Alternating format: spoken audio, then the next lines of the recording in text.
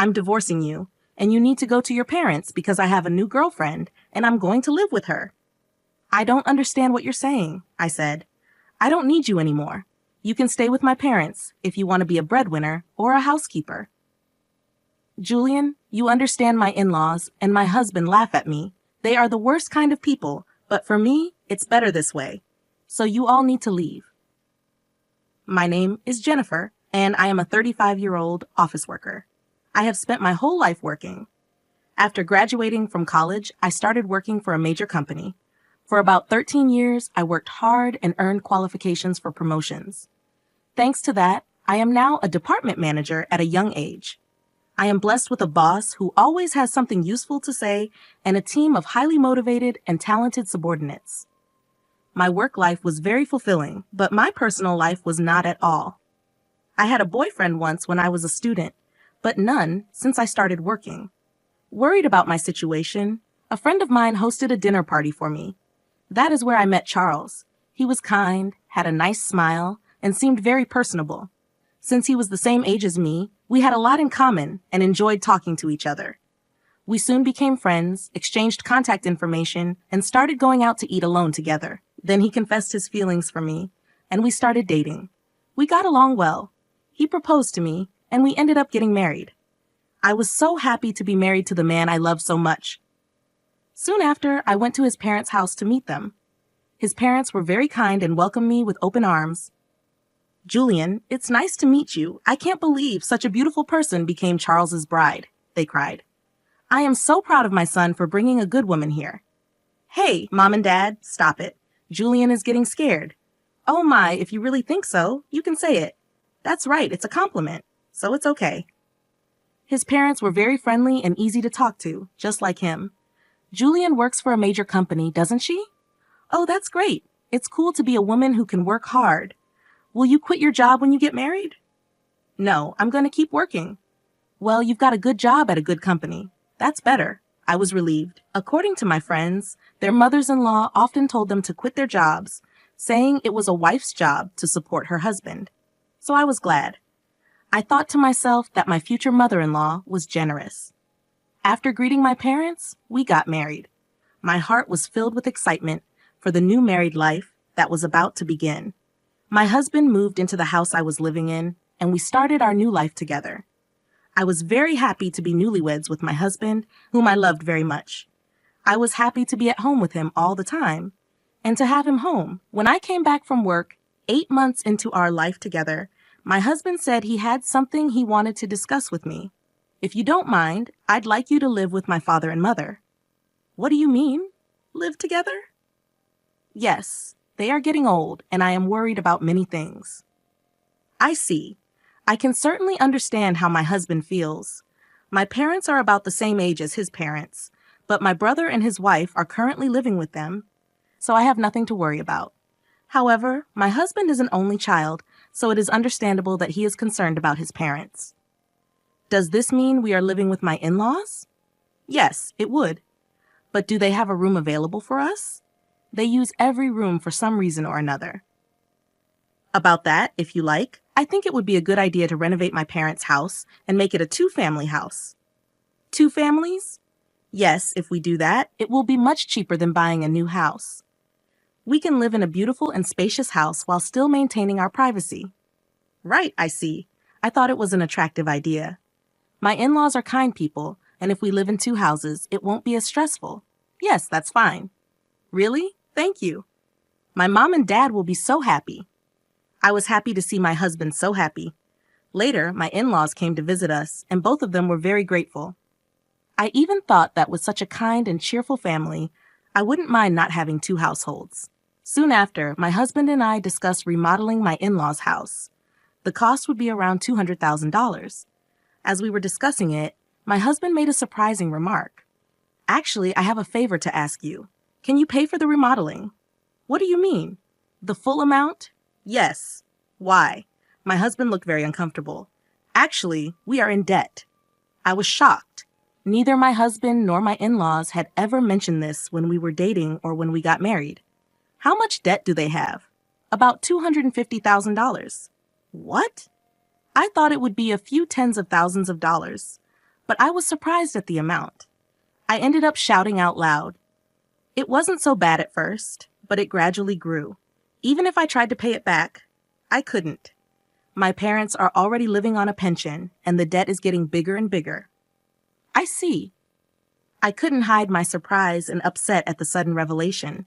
I had no idea that my in-laws owed such a large sum of money. Jennifer, I need a favor. Will you help me pay off my father's debt? They can't afford it anymore, and I don't make a very good salary either. Then isn't it going to be tough to renovate the house and live together as two families? No, that's important, so let's go ahead as planned. You have asked me to pay for the remodeling and your father's debt. I'm on the hook for $250,000.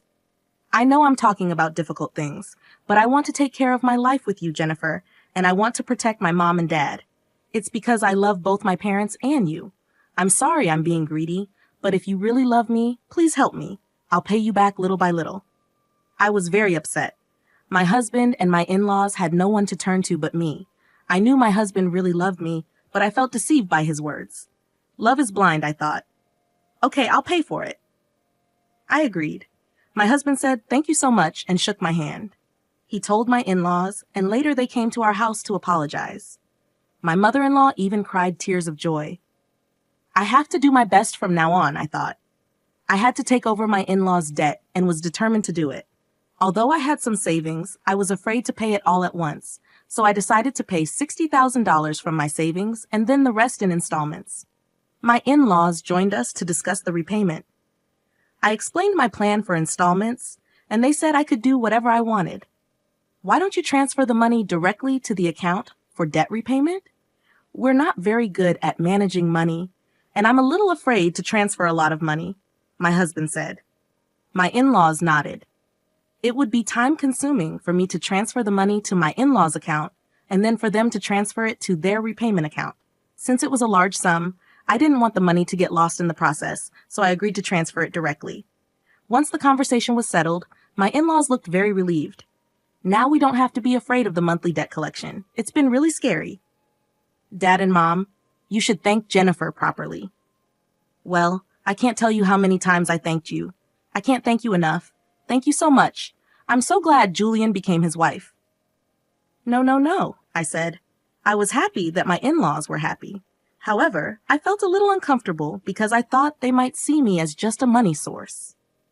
Even though I felt a bit bad, I wanted to take care of my beloved husband's family. With that in mind, I began to make the payments and we remodeled our house, making it a two-family home. We started living together in a beautiful and spacious house. My in-laws were very happy and my husband's eyes lit up at the new house. I enjoyed cooking in the new kitchen and was glad we did the remodeling. It was more convenient and closer to work, which shortened my commute and gave me more free time. I could use that time to study. I worked hard every day to pay off the debt. However, something bothered me. My husband did not help pay off the debt at all. When I asked him about it, he said his salary was not enough. I asked to see his pay stubs, but he refused, so I didn't know how much he earned.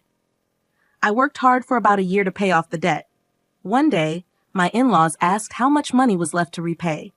If it's been a year, you haven't paid back that much, right? Well, we've paid back about $60,000 this year, so the remainder is roughly $180,000. My in-laws were extremely surprised. What? You paid back that much, Julian? That's amazing. At this pace, you'll finish paying off the loan in about 5 years. If I work hard, I'll be able to pay it off, I replied. Thank you so much, my in-law said, crying and happy. Seeing them so happy made all the hard work worth it. A few days later, I faced an unexpected situation. I had to work overtime, so I told my husband I would be home late. However, the work went smoothly, and we finished on time. I hurried home, planning to cook dinner for my husband. When I opened the front door, I saw my in-laws' shoes. Oh, my in-laws are here, I thought. I walked toward the living room and heard my in-laws and my husband talking. You were right to marry that woman, weren't you, Charles? You did great. I can't believe you got a woman with that much money. When I heard she works for a big company, I was really careful and seduced her. You should be more grateful. You should be more grateful. Oh my, you're one of the people who created that debt. What? But I owe the least. What are you talking about?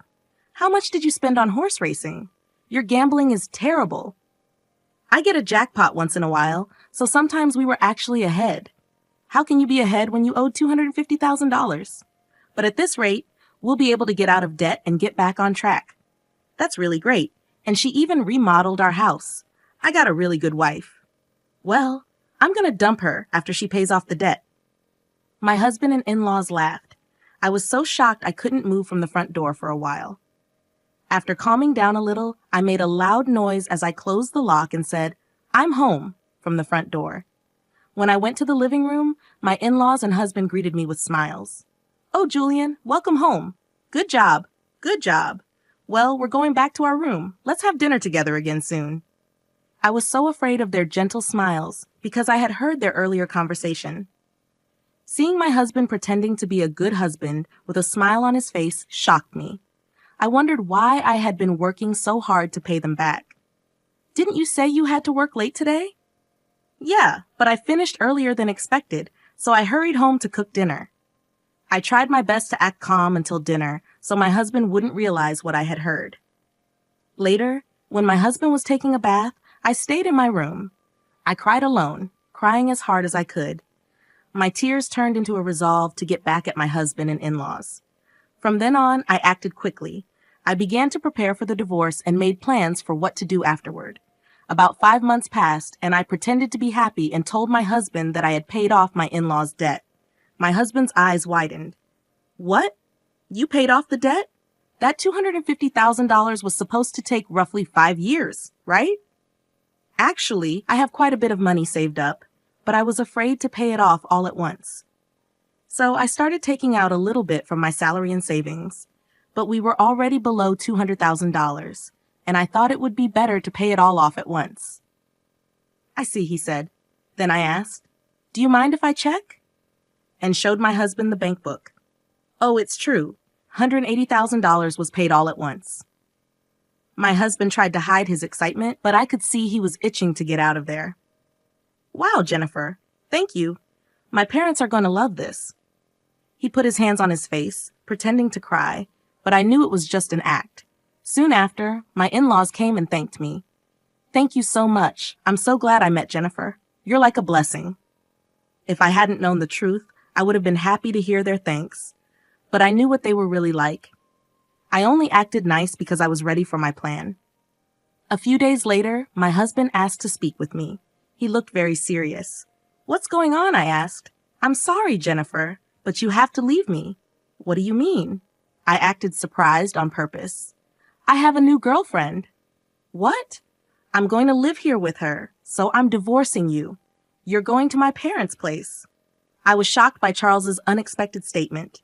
I knew from overhearing their earlier conversation that my husband would leave me once the debt was paid, but I didn't expect him to openly declare his infidelity. "What do you mean by sending me to your parents' place?" "I don't really understand," I said. My husband's mood turned sour. "You're not very understanding at all. I don't need you anymore. But as a breadwinner or a housekeeper, I can keep you here." Then the front door opened and my in-laws came in.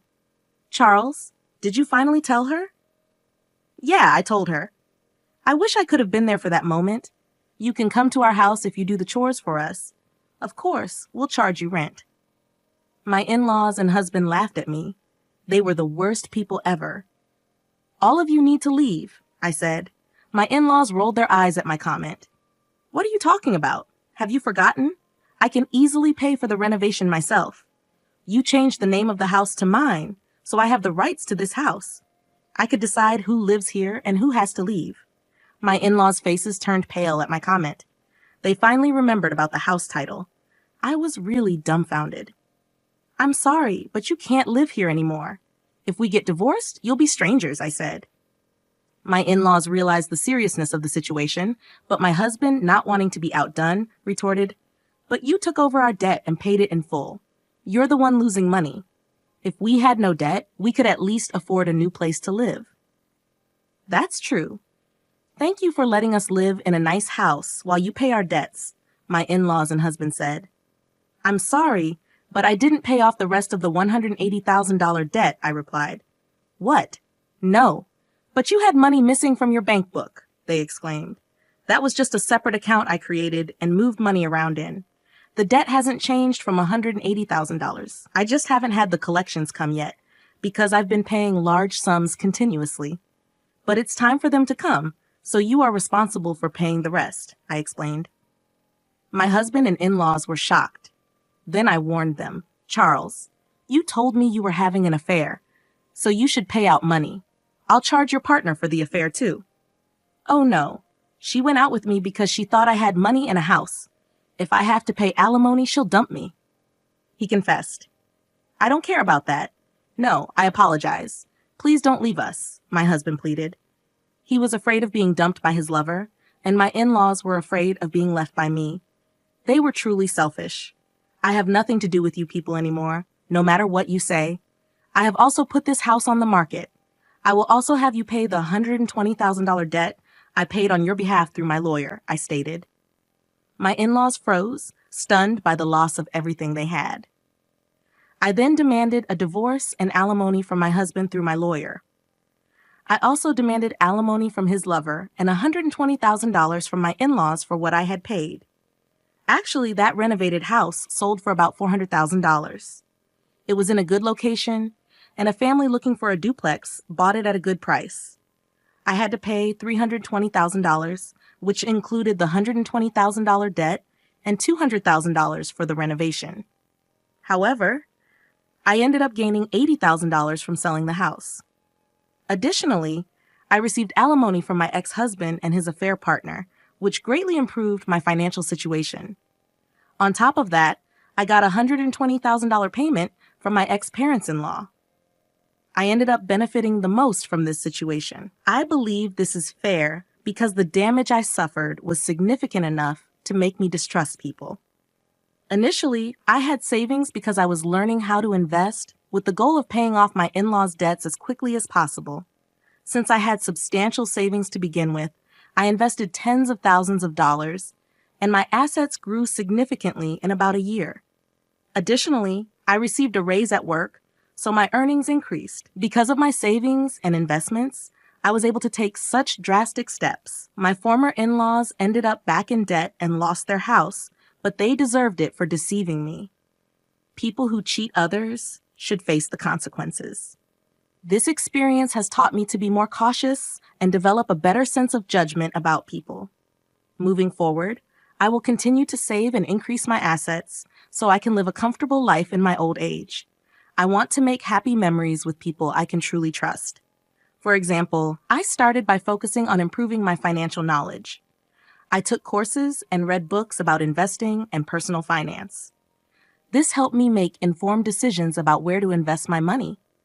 Over time, I diversified my investments, spreading them across different asset classes like stocks, bonds, and real estate. This strategy helped grow my wealth steadily and securely. Furthermore, I took advantage of opportunities to advance my career. I sought out additional training and certifications related to my field. These efforts paid off when I received a significant promotion and raise. The increased income allowed me to save more and invest more aggressively. Through all of this, I remained focused on my long-term goals. I wanted to ensure that I could retire comfortably and enjoy my later years without financial worries. I also wanted to be in a position to help my loved ones if they ever needed support. This vision kept me motivated and disciplined. Eventually, my efforts paid off. I was able to buy a beautiful home in a great neighborhood. I also traveled to places I had always dreamed of visiting. More importantly, I built strong relationships with friends and family who truly cared about me. These connections brought me joy and fulfillment. Looking back, I realized that the challenges I faced with my ex-husband and in-laws taught me valuable lessons. They pushed me to become more self-reliant and financially savvy. They also helped me appreciate the importance of surrounding myself with trustworthy and supportive people. In conclusion, I transformed a difficult situation into an opportunity for growth. By focusing on my financial health and personal development, I created a better future for myself. I hope my story inspires others to take control of their lives and make positive changes.